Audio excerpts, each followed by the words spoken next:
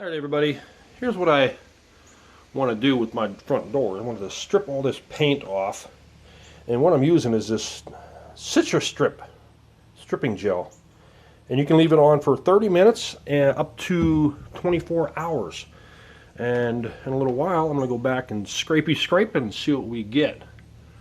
I don't like to use regular paint stripper. That stuff, man, you got to have some heavy-duty gloves because it'll screw your hands up. We'll come back in a little while. I might have to use a torch. Not a torch, but a heat gun that's scrapey. I don't know, but we'll see back in about an hour. Alright, it's been a couple hours. It looks like it's... Come on, let's try it. Let's try to test it out. I don't know, man. Doesn't look like it's coming off very... I'm going to scrape kind of hard. No, it doesn't look like there's more than one layer of paint on there, huh? Let's try right here. Yeah, this isn't very strong stuff to take this paint off at all. So I'll scrape whatever I have on there, and I'll have to try it with a heat gun maybe, huh? Alright, what I'm doing now is I'm just using the heat gun. It'll make it a lot easier. And it is a heavy door. It's a heavy door. And here's what I'll do. I'll just... How to use a heat gun. Just get a putty knife, put it on there. Until it'll take a little bit to heat up, but it'll start bubbling and it comes right off. Okay, just don't leave it in one area too long because it comes right off, starts smoking. It's a hell of a lot faster than that stripper. Alright, this isn't going to take near as long as I thought it was going to. Comes off really quick.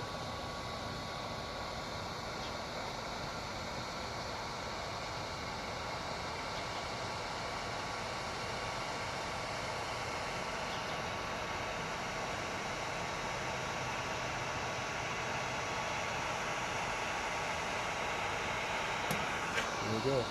Just keep working at it. Alright, here's all the paint from it.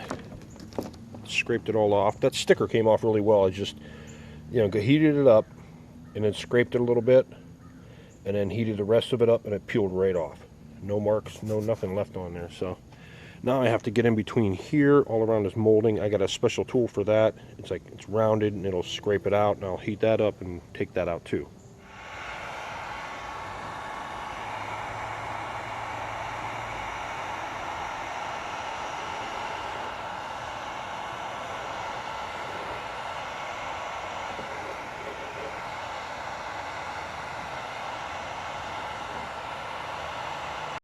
I got it all scraped. Now I just have to start sanding. What I thought about worked really well was I used this. I would heat up a big strip, back and forth, heat it up, and just scrape that right out of there. It worked really well. So let's get on with sanding. I'm going to pick it up and I'm going to dust it off a little bit better, then I'm going to sand it. Alright, some 60 grit. Should be good.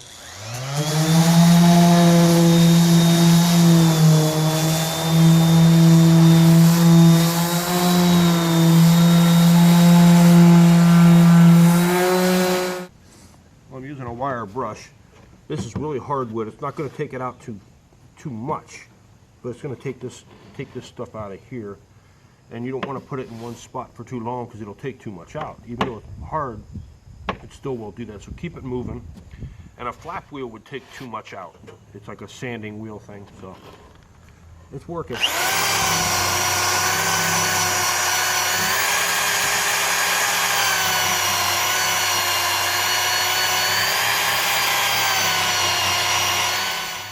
Alright, I used all of the sanding and stuff. I still have to go down around the corners right here.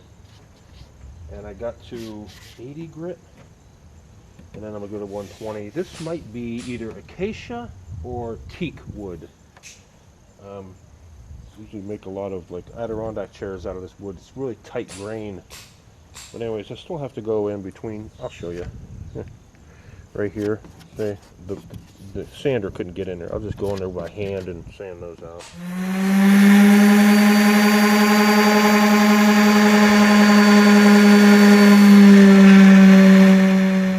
Alright, it's early morning, and what I'm working on now is some wood dowel. And I'm putting it in there like this and sanding in between here. You know, I got 80 grit, and I'm going to keep going all the way down, and then I'm going to work my way up to 100, 150, and 220. So, I'll keep that going.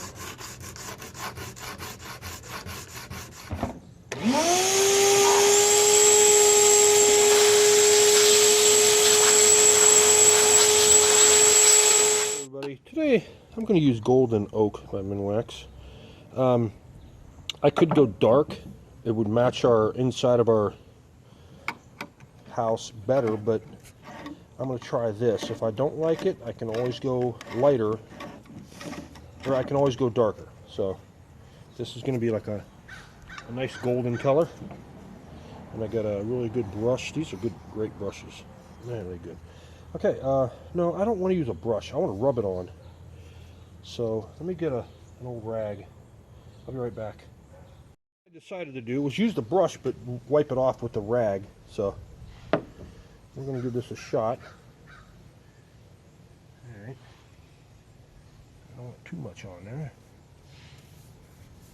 All right. Yeah, it's going to...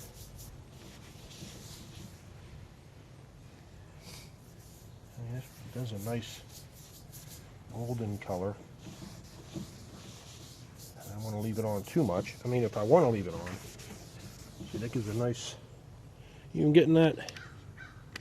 Yeah, you're getting that. Oopsie, I don't want to do that. All right.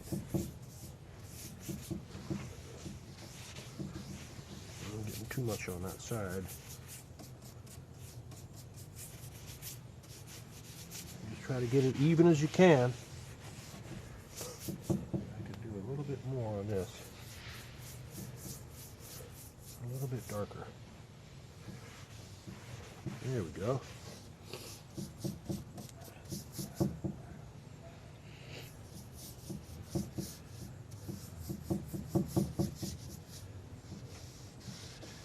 It's going to be different color, huh? And a different wood. Odd, but that's okay.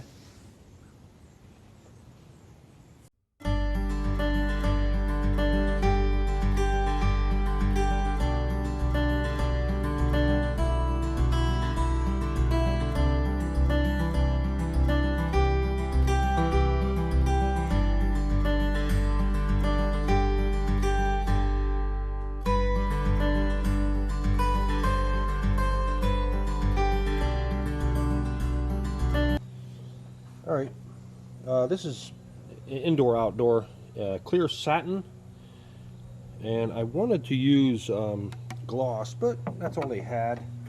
And one thing you don't do with varnish or finish or anything like that, you don't shake the can because you don't get bubbles in there. Always mix it. And I don't like how they fill it all the way too much. And when you're mixing it, it gets all over everything, you know.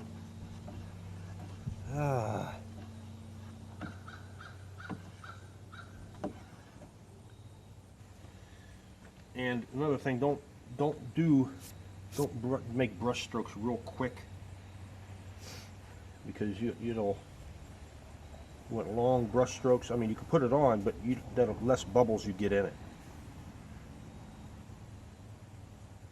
And try not to go over the sides, like scrape your brush.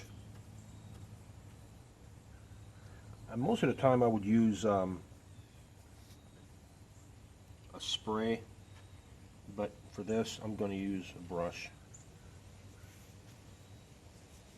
Being an exterior door, I'd rather just use this stuff. So they say don't scrape your brush on the side of the can, but if you get too much on there, you know, it's a pain in the neck.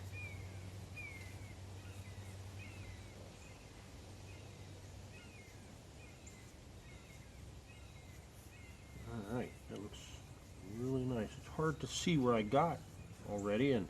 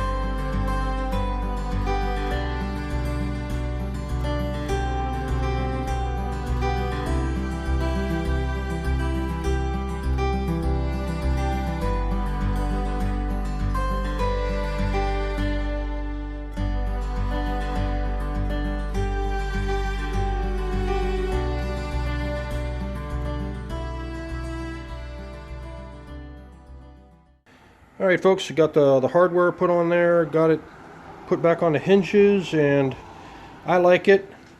I like the grain of wood. Turned out really well. There are some flaws with it, but you know, you can only work with what you got. So good for many more years, huh?